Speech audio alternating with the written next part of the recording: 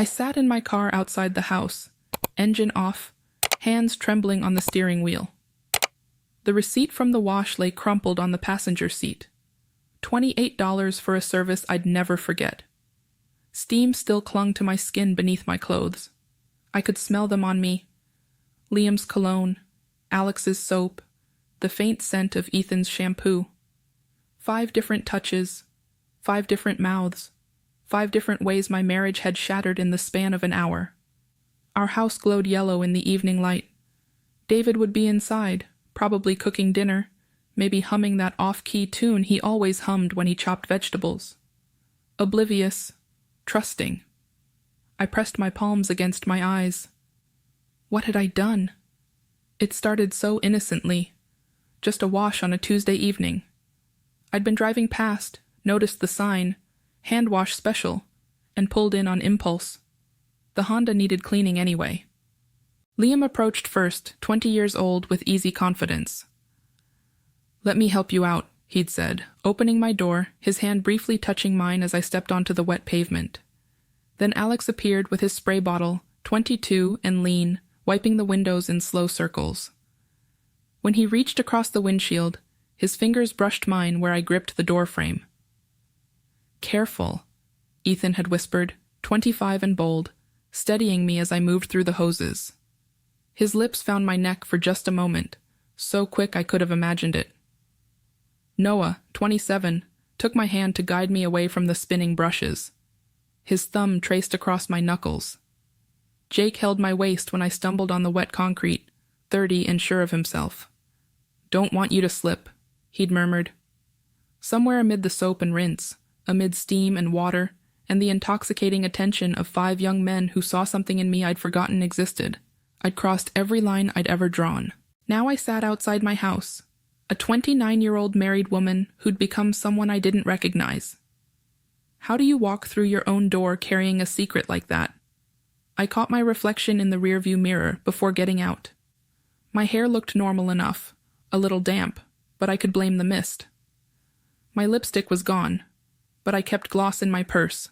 The mark on my neck from Ethan's mouth had faded to nothing. On the surface, I looked like the same woman who'd left the house 2 hours ago.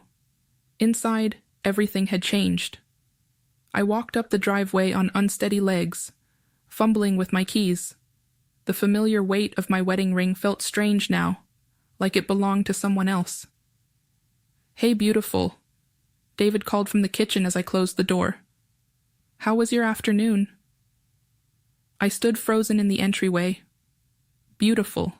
He called me beautiful every day, had for our 6 years of marriage. When was the last time I'd felt it? "Fine," I called back, my tone sounding foreign. "Just ran some errands. Dinner's almost ready. I made that pasta thing you like." Of course he did. David, always thoughtful, always caring, always safe. I walked toward the kitchen, each step feeling like a betrayal. He stood at the stove, stirring sauce, still in his work shirt and tie. When he looked up and smiled, my chest tightened with guilt so sharp it stole my breath. "You look flushed," he said, reaching out to touch my cheek. "Everything okay?" His touch, gentle, familiar, loving, felt like fire against skin that 5 other men had claimed. I stepped back instinctively. "Just warm," I managed. The wash was steamy. "Car wash?" He raised an eyebrow. "I thought you were going to wait until the weekend." My pulse hammered. Already lying, already tangling myself in deception. "It was dirty," I said quickly. "Saw a place on the way home and just... impulse decision." David nodded, accepting my explanation without question. He always did. Trust came as naturally to him as breathing. "Well, it looks good," he said, glancing out the window at the Honda in the driveway. "Professional job." Professional. If only he knew what kind of service I'd really received.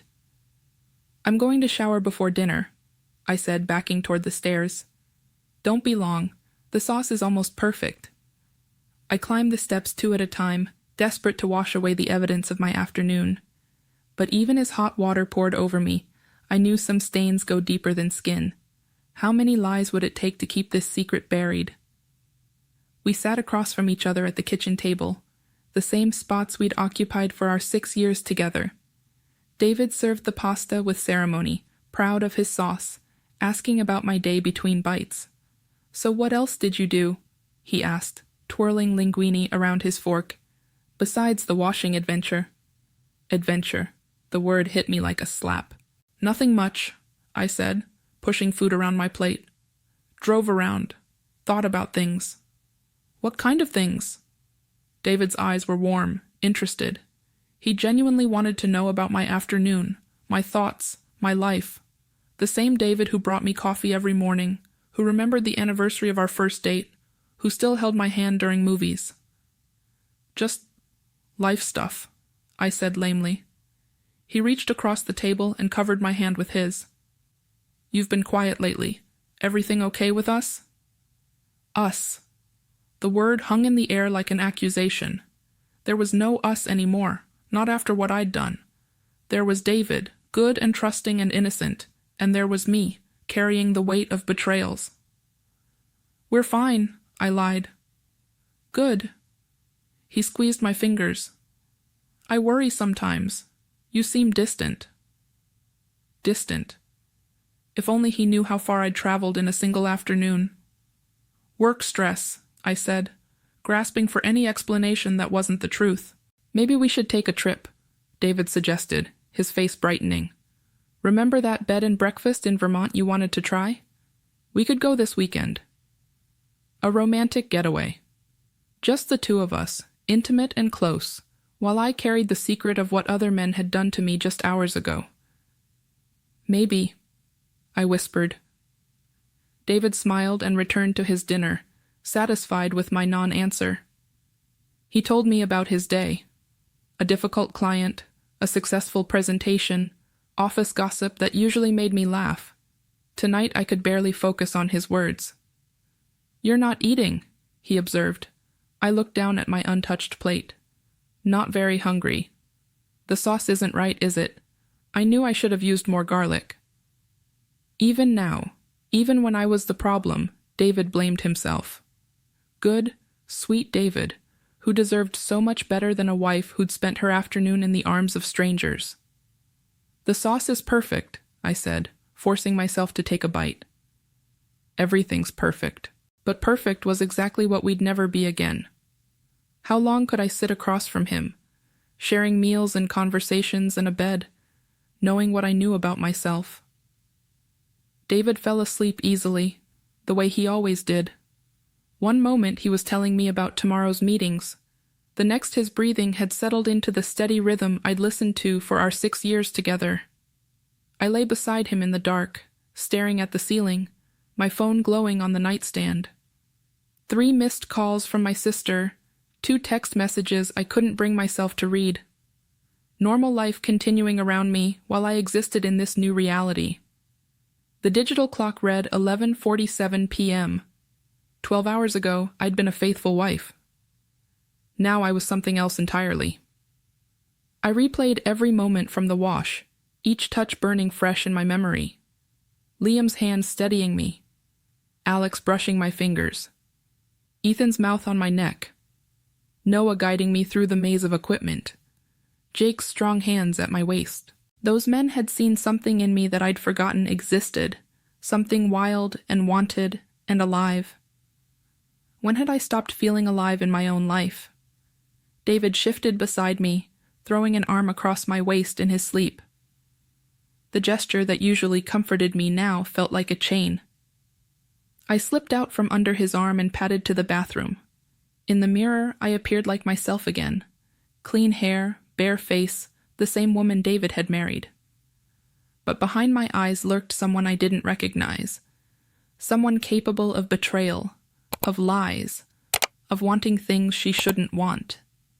The woman in the mirror had tasted freedom this afternoon, and now she had to live in a cage of her own making. I thought about confession. Imagined waking David, sitting on the edge of the bed, telling him everything. The words formed in my throat. "I need to tell you something. About this afternoon. About the wash. But what would come after? Tears. Anger. The end of everything we'd constructed together. David would never understand. How could he? I barely understood it myself. I crept back to bed and lay listening to his breathing until dawn crept through the blinds. Some secrets are too heavy to share and too toxic to carry alone. But this one was mine now, for better or worse. David's alarm went off at 6:30, same as always. He rolled over and kissed my forehead before getting up, a ritual so automatic he probably did it in his sleep. "Morning, beautiful," he mumbled, shuffling toward the bathroom. I twisted my wedding ring around my finger, feeling its familiar weight. Yesterday this ring meant something pure. Now it felt like evidence of a crime I'd committed against both of us. In the kitchen, David made coffee while I sat at the counter pretending to check emails. Everything appeared normal. Same mugs, same routine, same easy intimacy of a couple who'd shared thousands of mornings together. "What's your day look like?" he asked, handing me coffee in my favorite mug. "Meetings," I said. "You?" "Client lunch. Should be home by 6. Home by 6. Where I'd be waiting, playing the role of faithful wife while carrying the memory of other men. David kissed my cheek before leaving. "Love you," he said, same as every morning. "Love you too," I replied automatically. But did I? Or had I broken something so fundamental that love itself had become just another lie? After his car pulled out of the driveway, I sat alone in our kitchen, staring at my reflection in the black coffee.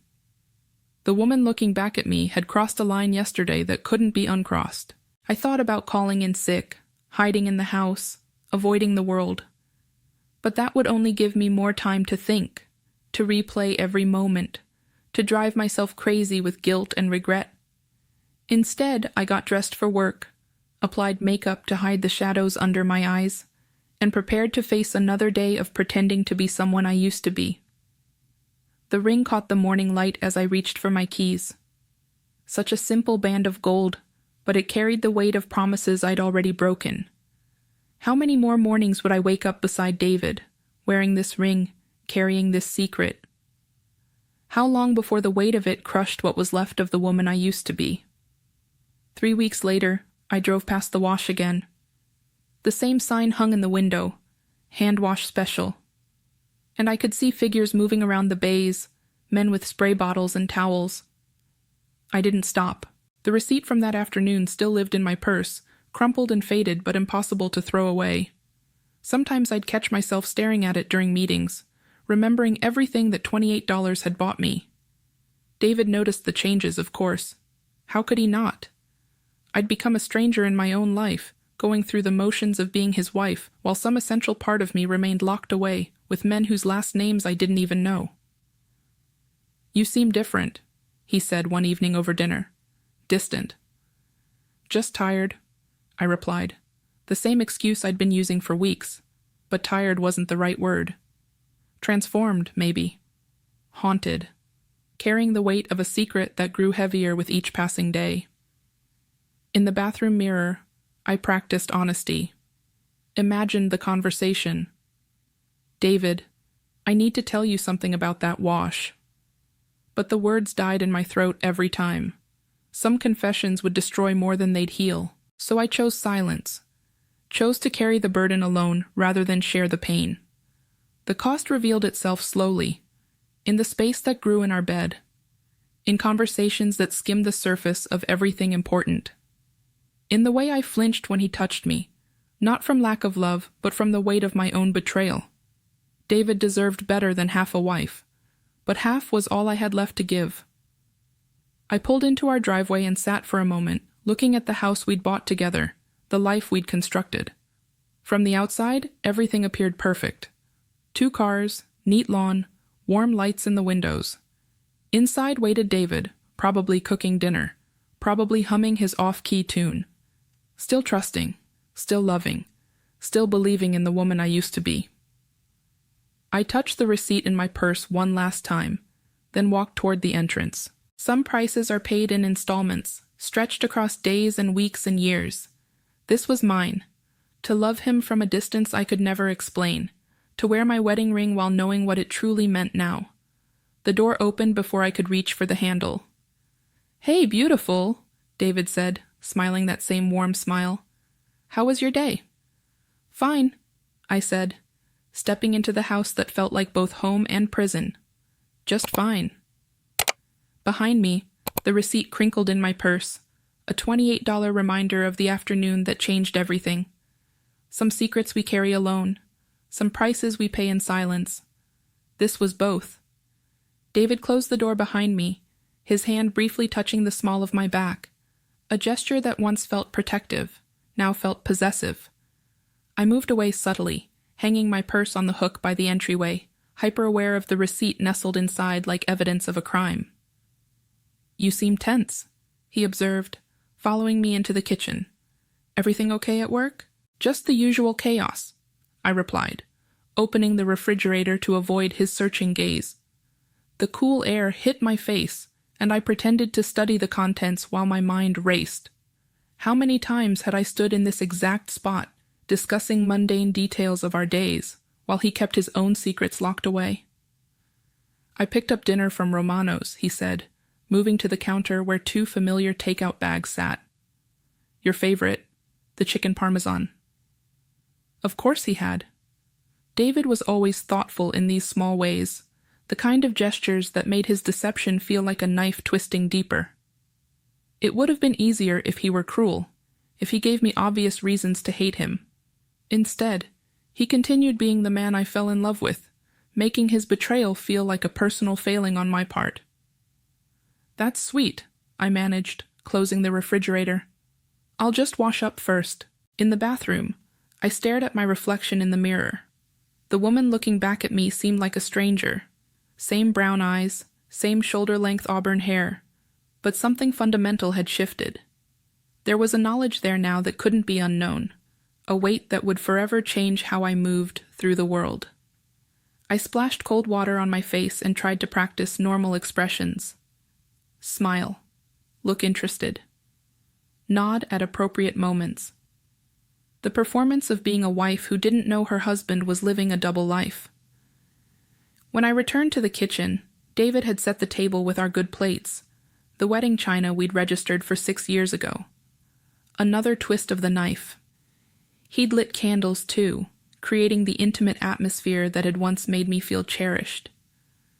"This is nice," I said, settling into my chair. The words felt foreign in my mouth.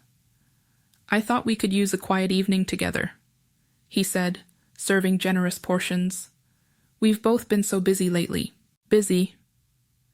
The word hung in the air between us. I wondered what occupied his time during those late nights he claimed to be working. Who was she? Did she know about me, or was she another victim of his carefully constructed lies? "How's the Peterson account coming along?" I asked, cutting into the chicken with mechanical precision. David's face lit up. It always did when he talked about work. "Actually, we landed it today. The presentation went better than expected." "That's wonderful," I said, and meant it. This was the man I'd married, ambitious, charming, successful. The man who brought me coffee in bed on Sunday mornings and remembered every anniversary. How could someone be both that person and a cheater? "It means a promotion is likely," he continued, reaching across the table to squeeze my hand. "And a significant raise. We could finally take that trip to Ireland you've been wanting." Ireland. We'd talked about it for years, planning the perfect romantic getaway. Now the thought of being alone with him in a foreign country, of pretending everything was fine while surrounded by strangers, made my stomach clench.